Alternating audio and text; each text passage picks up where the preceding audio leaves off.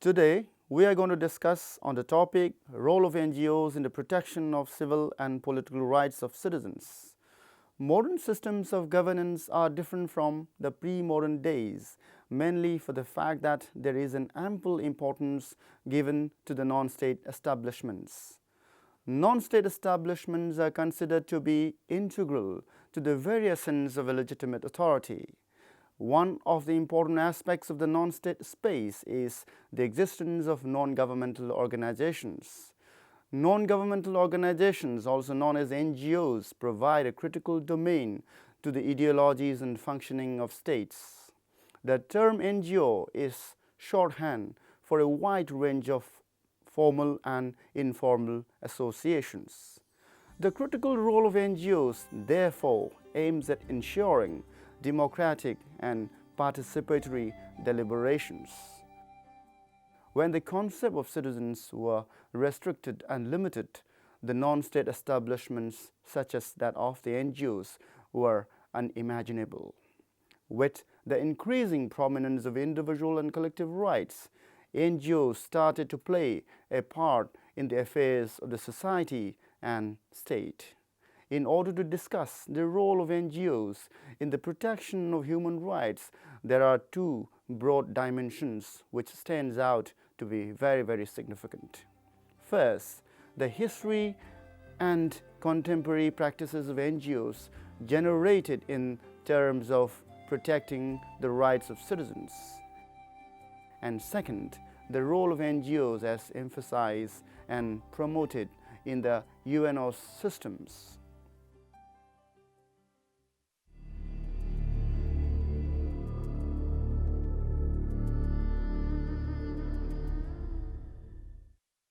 Let us now talk about the past and present of NGOs.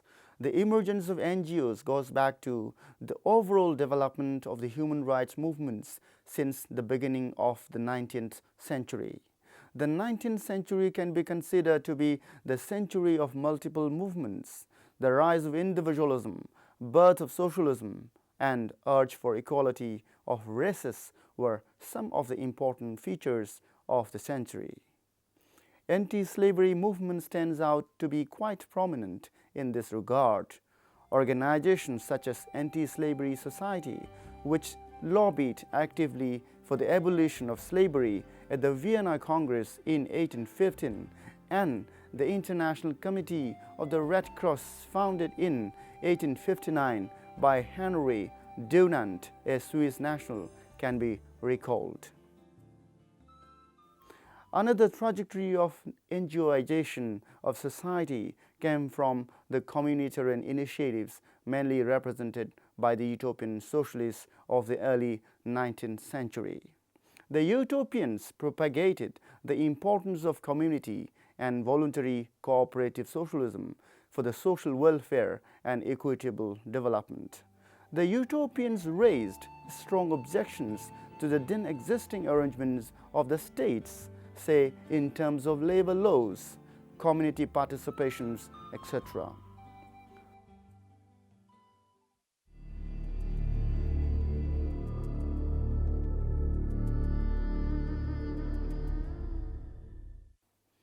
Let us now talk about NGOs as grassroots initiatives.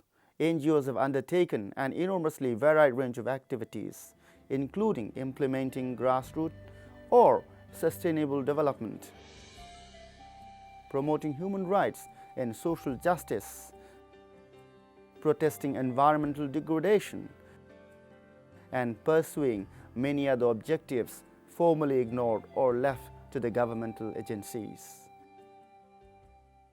The growing activities of NGOs in the Third World are often defined as being an agency for a quiet revolution.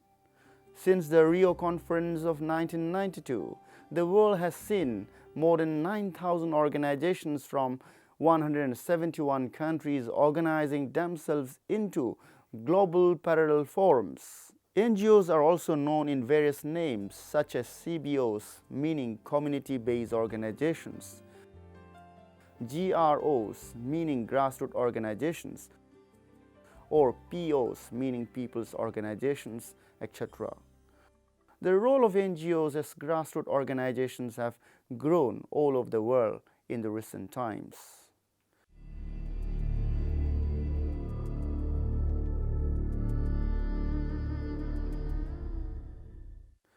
We will now talk about UNO and NGOs while exploring the connections. The international norms such as the ones created through United Nations organizations, popularly known as UNO, at least theoretically emphasizes the need for global commitment to protect and promote the citizens' rights. Governments in transitions have made good use of the skills and expertise developed by NGOs over the years, as seen in the case of demise of apartheid in South Africa. NGOs have evolved from a limited role to a much more proactive role with regard to both charter-based institutions and mechanisms of the UN, where NGO involvement in the process of drafting and adopting the Convention on the Rights of Child set a new standard. Over the last 60 years, an almost explosive growth of NGOs for the promotion and the defense of human rights has taken place. At the time of the drafting of the Universal Declaration of Human Rights, some 15 NGOs with consultative status were involved in the process. In 1993, some 1,500 NGOs participated at the World Conference on Human Rights in Vienna. The 1990s can be considered to be the decade of the NGOs. In 1998, Theo van Boven, former director of the UN Center for Human Rights, valued this broad human rights movement as one of the most important and hopeful developments after the Second World War. The emergence of the NGOs at the international domain is much more than a symbolic evidence of the importance and relevance of NGOs.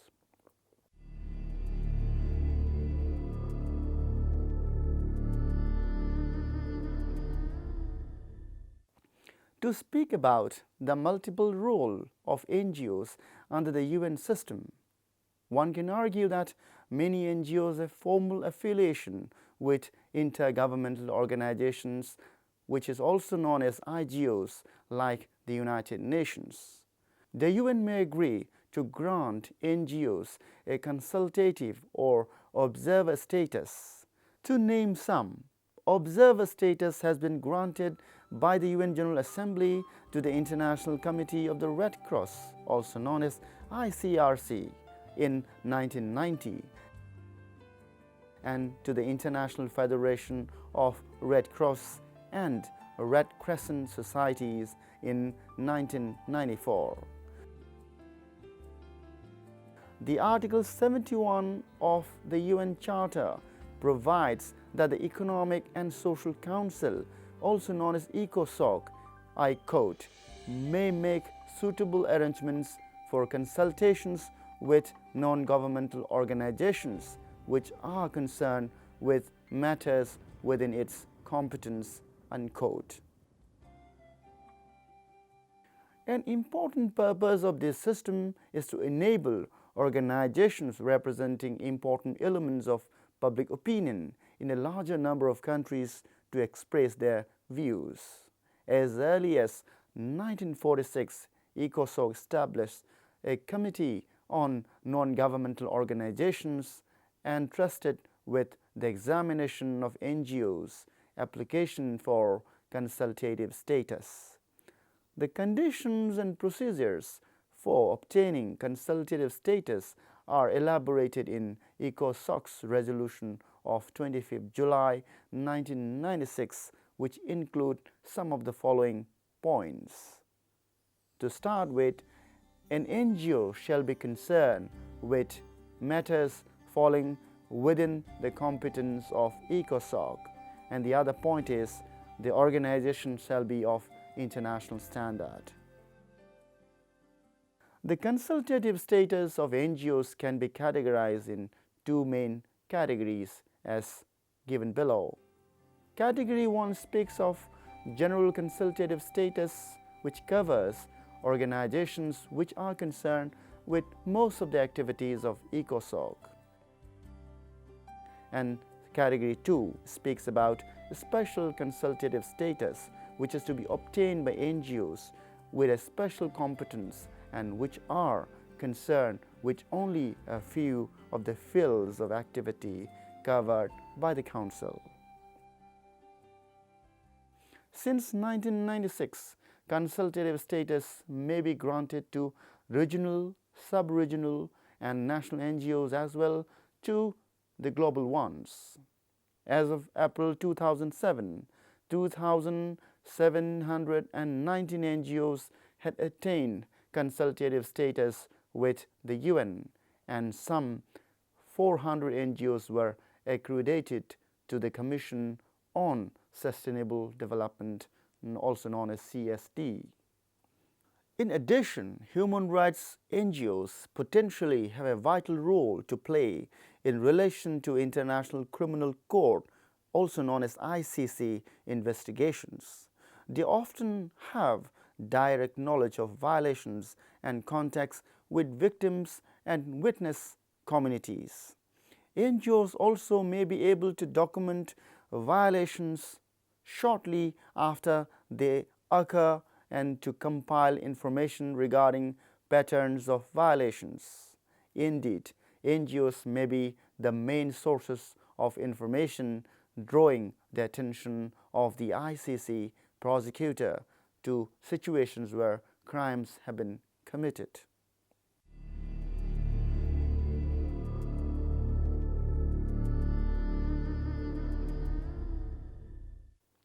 It is equally interesting to talk about performance and intervention of NGOs. NGOs perform varieties of functions at various levels. NGOs like Amnesty International, Human Rights Watch, and International Commission of Juries have worldwide outreach. For example, Amnesty International works in the field of human rights with some 2.2 million members, supporters, and subscribers in over 151 countries in every region of the world. Amnesty International works to expose and prevent some of the gravest violations by governments of people's fundamental human rights enshrined in the Universal Declaration of Human Rights and other international standards. Human rights NGOs work on a wide range of issues. There are NGOs which cover a whole set of rights or issues, for example, civil and political rights, and there are those which focus on specific rights or issues. Some internationally known organizations with their specific areas of interventions can be discussed as below. To start with, Amnesty International, Human Rights Watch works on civil and political rights. International Alliance of Women works on women's rights. Save the Children works on children's rights.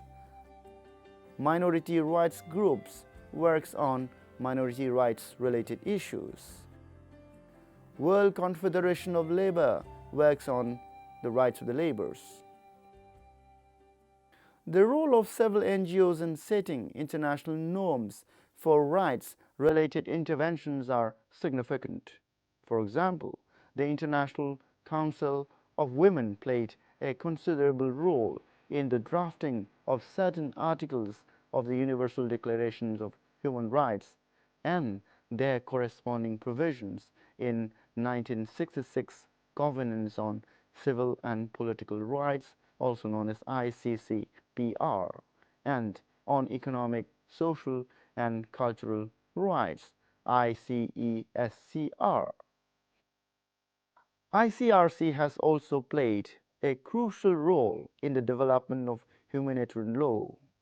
NGOs have also done much to initiate the drafting of the 1997 Convention on the Prohibition of the Use, Stockpiling, Production, and transfer of anti-personnel mines and on their destruction. Likewise, the optional protocol to the Convention on the Elimination of All Forms of Discrimination Against Women, known as CEDAW, which entered into force on 22nd December 2000, was an NGO initiative. The NGOs have worked towards promoting new thinking and in the interpretation of existing international laws as recognized by the Article 7 of the 1998 Declaration on Human Rights Defenders. The African experience has been quite encouraging in this regard. With the contribution from NGOs in Africa, female genital mutilation was outlawed in Togo and Senegal, etc. The role of NGOs is so prominent that the UN Working Group on Arbitrary Detention confirmed in 1995 that 75% of the cases considered were reported by international NGOs and another 23% were brought to its attention by national NGOs. Another important example came in 1993 when International Commission of Inquiry comprising representatives of 4 respected NGOs issued a report suggesting that the then horrific human rights abuses against the Tutsis in Rwanda might qualify as genocide. Subsequently, in October 1993, the Security Council established the UN Assistance Mission for Rwanda. Today, intensive networks and coalitions have been established across countries, regions, and continents in the preparation for and during the thematic UN conferences held in 1992 in Rio, 1993 in Vienna, 1994 in Cairo, 1995 in Copenhagen, 1995 in Beijing, 1996 in Istanbul, and the World Social Forum in 2006. In the case of India, the contribution of NGOs have been widely considered enormous. The enactment of Right to Education Act, Right to Information Act, and effective implementation of Mahatma Gandhi National Rural Employment Guarantee Act are directly linked to the incessant campaigns by the NGOs in India and elsewhere. The effective functioning of governmental schemes and policies have come under the good scanner of social audits conducted by NGOs in India.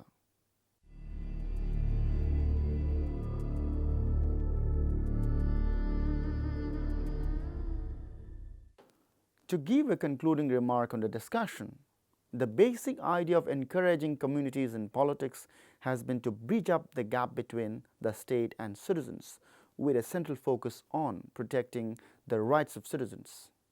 It is this idea of citizenship that has continuously determined the foundations of NGOs and their activities even today. From anti-colonial movements to anti-apartheid struggle, the world has seen enormous role of NGOs. Therefore, it would not be wrong to argue that the contemporary world is unimaginable without the history and contributions of the non-state entities, what one generally calls NGOs.